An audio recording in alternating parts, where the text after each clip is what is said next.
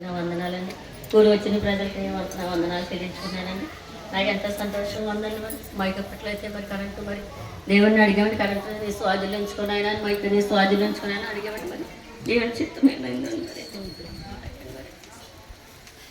ఆయన మరి 2024 సంవత్సరం అంతా కాశీ కాపాడి దేవుడికి నేను కృతజ్ఞత కొట్టి ఏర్పాటు చేసుకోవాలని ఆశ అండి. మరి అలాగే నా కుటుంబాన్ని అమ్మగారు అయ్యగారు ప్రార్థన అండి. నాకు అమ్మగారు అయ్యగారు ప్రార్థన మా కుటుంబానికి మాకు అందరికీ కూడా మా అమ్మగారు అయ్యే ప్రార్థన అండి.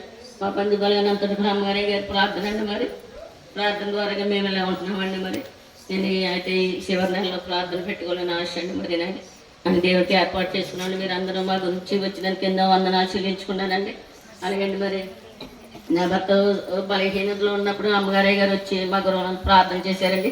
సంఘంలో కూడా సాక్షిని చెప్పారు. సంఘ బిడ్డలందరూ కూడా సాక్షిని చెప్పి ప్రార్థన చేశారండి. మరి అలాగే మరి అందరికీ నా వందనాలండి. మరి అలాగే మరి మా గురించి మా బిడ్డల గురించి మా బంధువుల గురించి మా తోటికోళ్ళు విడిచిపెట్టిన కుటుంబం గురించి ఆ బిడ్డల గురించి కూడా అమ్మగారయ్య గారు ఎంతో సహకరించి అయ్య గారు అమ్మగారు ప్రార్థన చేస్తారండి. మరి అలాగే మా మధ్య గారు మా చెల్లెలు కూడా వచ్చారండి. వాళ్ళ బిడ్డల గురించి ప్రార్థిస్తున్నాను. పెద్ద కుమారుడికి అయితే ఇలాగే వివాహానికి 3 సంవత్సరాల గర్భఫలం లేదంటే అమ్మగారయ్య గారు ప్రార్థించడం ముందు కుమారుడు పుట్టాడు, మళ్ళీ కుమార్తె పుట్టిందండి.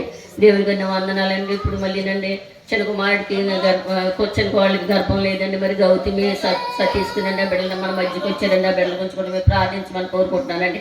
అమ్మగారి గారికి వందనాలండి. ఆ బిడ్డల గురించి మీరు అంత సంఘం అంతా ప్రార్థించుకుని దేవుడు